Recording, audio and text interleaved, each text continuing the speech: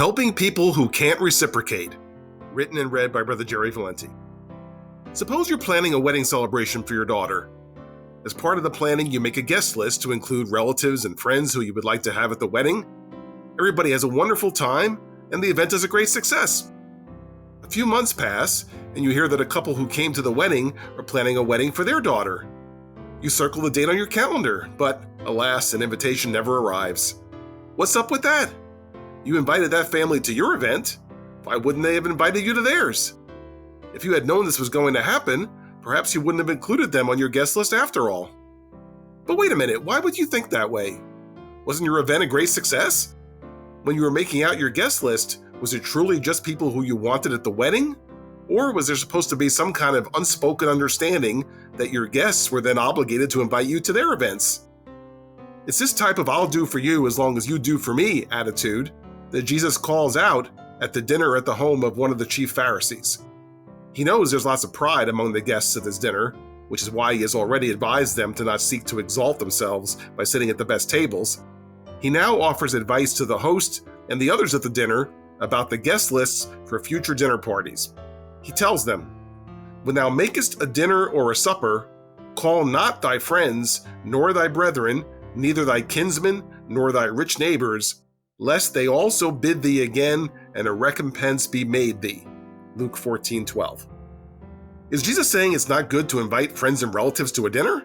No. What he's actually saying is that if the only people you do things for, such as invite them to a dinner, are people who will turn around and do the same for you, then what does that have to do with serving God? Any average person, whether or not they know the Lord, would do the same. Who does Jesus tell the host should be invited that would constitute service to God? "When thou makest a feast, call the poor, the maimed, the lame, the blind, and thou shalt be blessed, for they cannot recompense thee. For thou shalt be recompensed at the resurrection of the just." Luke 14:13 and 14.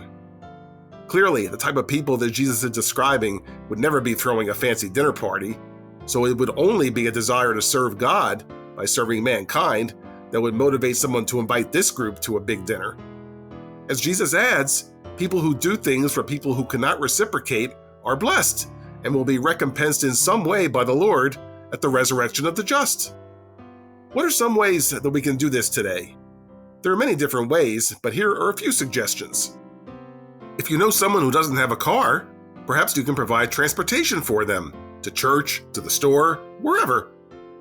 If you know someone who is homebound, perhaps you can visit with them.